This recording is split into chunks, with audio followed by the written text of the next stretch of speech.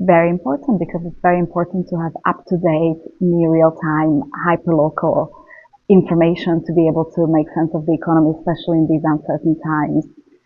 We, of course, as economists rely on official statistics, but the beauty of integrating official statistics with our data is that we have the more nuanced view into consumer behavior, into various business trends, including travel, and also more up-to-date information to be able to really analyze what's going on in the economy right now.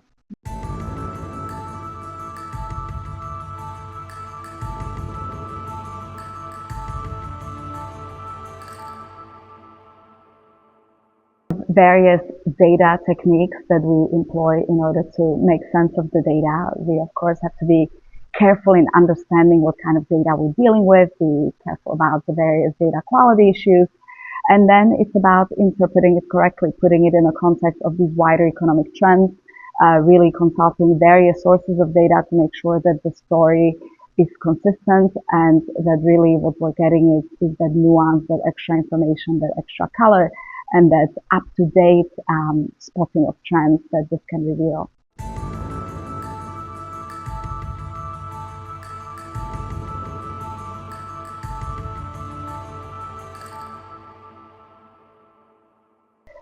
What has surprised me since the pandemic is really the durability of the rebound in tourism in particular. This is really tied to general change in the way people have been spending their limited resources since the pandemic, since we have coped with high inflation and high interest rates, and everybody had to really be careful about how they allocate their wallets, is that spending on experiences has dominated consumer wallets. And tourism story is really tied to that. Having said that, of course, now we're approaching kind of a time when the rates of growth have perhaps saturated, they're beginning to normalize. But we still identify a lot of areas of growth. For example, we see tourism spreading away from the peak season into adjacent seasons. We see that it's spreading into unusual locations, and also that a lot of the countries, particularly those in Southern Europe, including Portugal, are moving upmarket, so they're able to generate greater returns on those tourism assets that they have.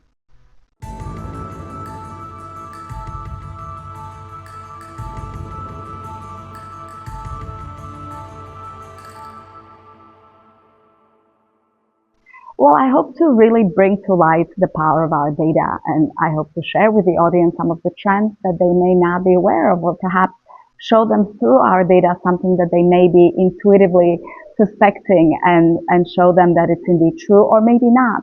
So I'm really just hoping to add additional color, additional information, and share really what we see when it comes to travel and tourism sector.